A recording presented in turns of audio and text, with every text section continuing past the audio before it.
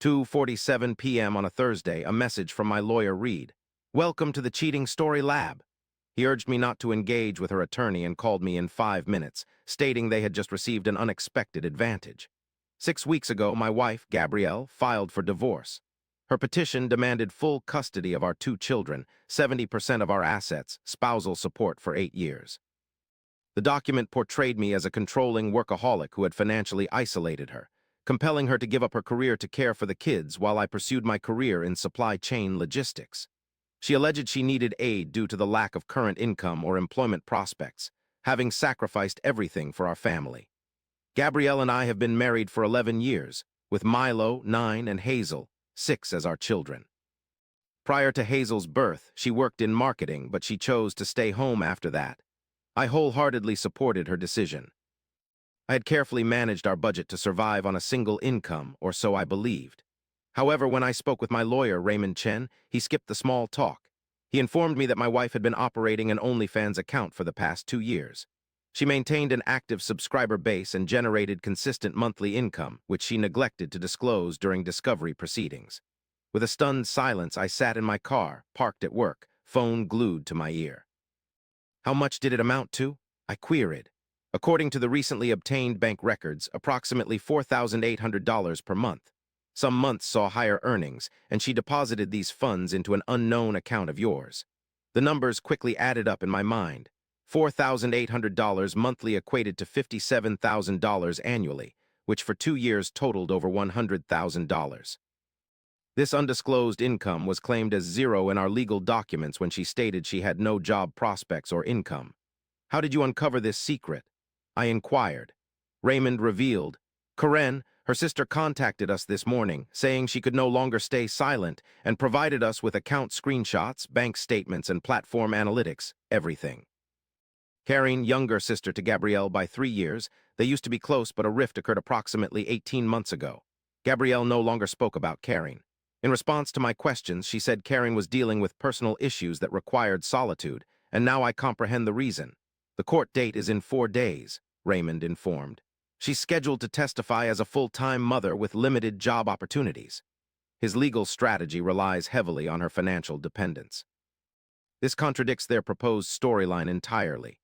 What should we do? I inquired. Nothing, he replied. Let her testify as planned. We should not reveal our tactics beforehand. During cross-examination, we'll present the evidence, allowing her to establish the lie first.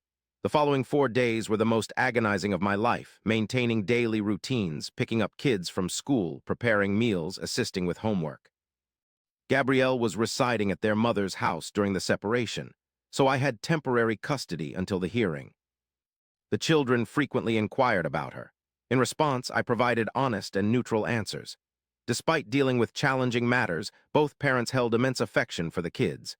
Milo, aged 9, began behaving erratically, while Hazel, 6, exhibited clinginess.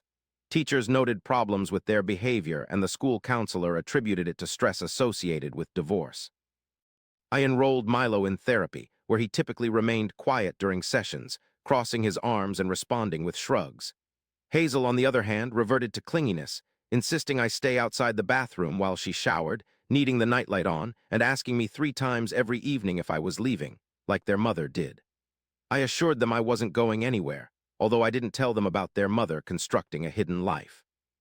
While she was kissing them goodnight, making their lunches, and attending school events, she was also managing a business she had intentionally concealed. During those 4 days, I clandestinely encountered Raymond twice, who showed me the evidence packet that Corinne had supplied. The OnlyFans account traced back 26 months. Gabrielle, under the alias Giselle Winters, was evident in the photographs, her face undeniable. The content wasn't pornographic by adult industry standards, but it certainly wasn't innocent either, featuring lingerie and suggestive poses, with direct messaging for additional fees from subscribers. Her bank account, linked to her maiden name, was established 2 years ago at a bank elsewhere in town, deposits mirroring the platform's payout schedule. She had been cautious, with no large withdrawals or visible warnings, only a gradual buildup. I wondered aloud why she didn't disclose it and negotiate honestly. Raymond shrugged, suggesting greed, pride, perhaps believing she deserved to keep it concealed, maybe even thinking you wouldn't discover. Corinne's analytics revealed subscriber counts, engagement metrics, and revenue patterns. Gabrielle had approximately 800 active subscribers, posting content 3 to 4 times a week consistently, even during family vacations or children's birthdays. I recalled nights when she claimed to be bathing, locking the bedroom door to organize closets, afternoons when she requested solitude and took the kids to the park.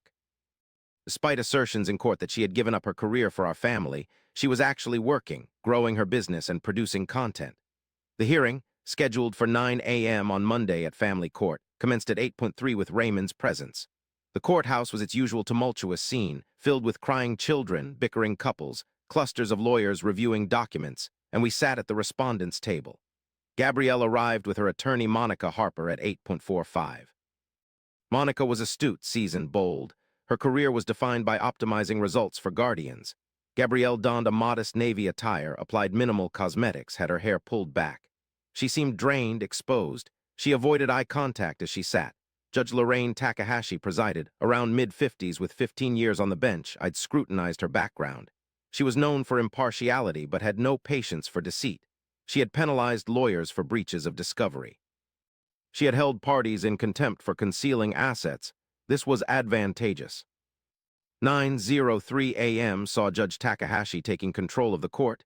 She went over the case details, acknowledged all parties, and set out the day's schedule. First up was Gabrielle's lawyer, followed by the defendant, then cross-examination. Monica began with her opening statement, portraying Gabrielle as a dedicated mother who had made numerous sacrifices for her family, one who had been cut off and manipulated, now facing an unpredictable future without employment, income, or financial security, pleading for the court's protection and aid to rebuild her life and care for her children. As Monica spoke, Gabrielle nodded in agreement and wiped away tears. Gabrielle then took the stand, recounting our marriage, my long work hours, my excessive focus on finances, how I had discouraged her from returning to work, causing her to lose professional connections, fall behind in her field, and have no viable employment prospects currently. She confirmed she hadn't worked for over 6 years, relied entirely on the court's decision, and had no income or personal savings. When asked about her daily routine, Gabrielle detailed a life of childcare, household chores, and volunteer work, mentioning school pickups, meal preparation, homework help, before breaking down when discussing the children she missed since I took temporary custody. The judge remained expressionless, taking notes as Monica continued with questions about Gabrielle's future plans.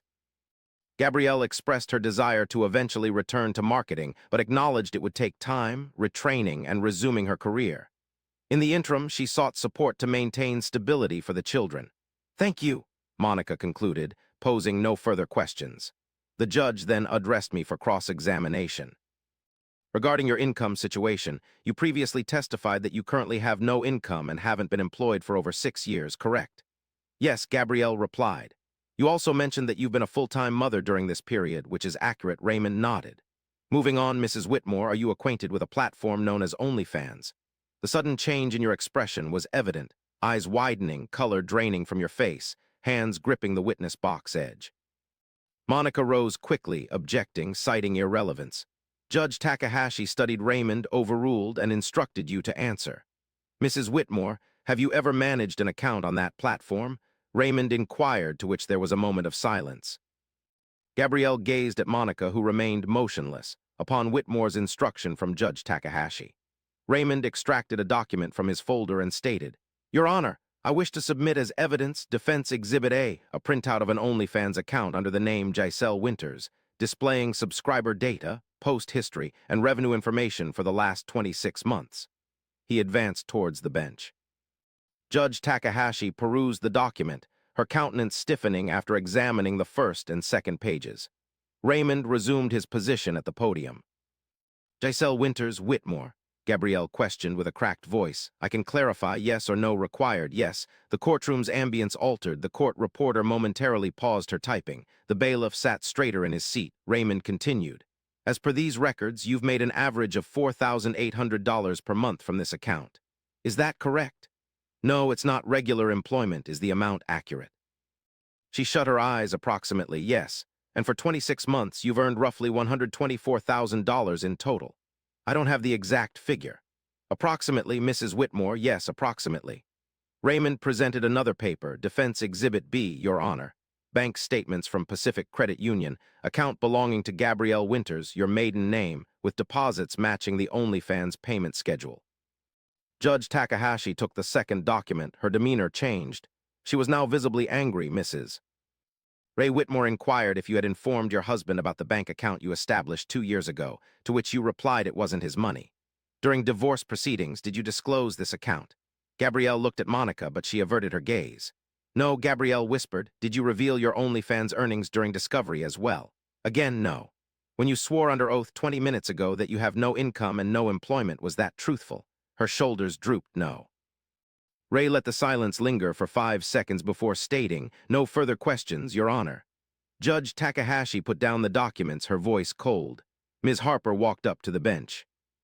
Chen-tu, the two lawyers advanced. I didn't catch their discussion, but Monica's facial expressions shifted from shock to anger and then resignation. Raymond remained composed. After 2 minutes, they retreated back to their tables. Monica looked unwell. Judge Takahashi addressed the courtroom. This court strongly disapproves of perjury and false financial declarations. Mrs. Whitmore, you swore under oath that you have no income while concurrently managing a business earning close to $60,000 annually. You've also concealed substantial assets during discovery. These actions are severe. Gabrielle was now sobbing openly. Her mother in the gallery had her hand over her mouth. I'm going to command a 30-day postponement. Judge Takahashi added, throughout this interval, Mrs. Whitmore, these allegations will be further examined. Whitmore, you'll reveal all financial records, each account, income source, and asset. You're also to justify why contempt charges shouldn't be levied against you. Harper, I advise you to guide your client meticulously about the potential repercussions of any further deceit. Looking at me was Whitmore. For now, temporary custody of the minor kids stays with you until the next hearing. Mrs. Whitmore will have supervised visits every other weekend. Monica attempted to interject, but Judge Takahashi silenced her. Your client lied to this court, Harper. Gabrielle falsely claimed financial dependence while operating a business and concealing income during our proceedings. Therefore, I retained custody of the children until she could prove honesty. Her full financial situation was exposed during the 30-day postponement, revealing that her OnlyFans earnings were not her only hidden income sources. She also received cash payments from a consulting client totaling $5,000 per month for maintaining an exclusive relationship, which she had failed to report to the IRS. Consequently, the IRS got involved due to years of tax evasion and the accumulation of penalties and interest. Gabrielle's lawyer withdrew from the case, citing disagreements over case strategy and client honesty. Gabrielle had to find new representation. Karen, her sister, provided the evidence against her and reached out to me for help, but I declined due to her marital status and parental responsibilities. She cut off contact with me after that.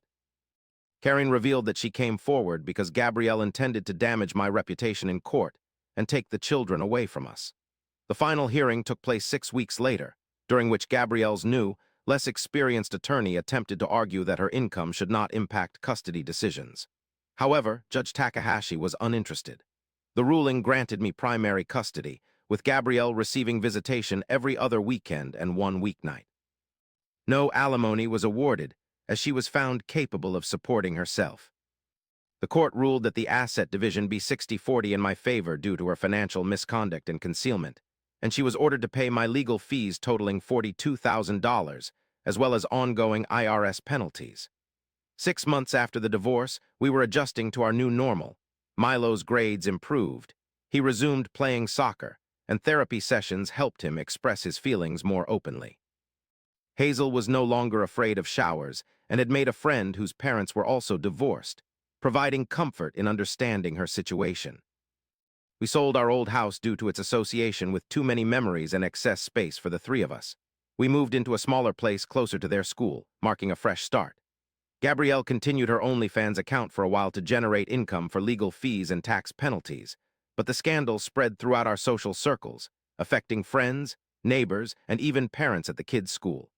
Eventually, she closed the account and took up a legitimate marketing job at a small firm. Visitation remained awkward. Gabrielle would pick up the children Friday evenings and return them Sunday, but they returned quiet and confused. Apparently, she had told them that my lawyers had lied to the judge about the case and that she was innocent. Milo, 9 years old acting more like 40, informed her that lying in court was wrong, and he had learned about it in social studies. Gabrielle stopped attempting to rewrite the narrative after that, and Karen remained in contact with me. She joined our support network, offering duty-free services and occasional childcare, serving as someone the children could confide in about their mother without bias. She never said, "I told you so," but I sensed her regret for not acting sooner.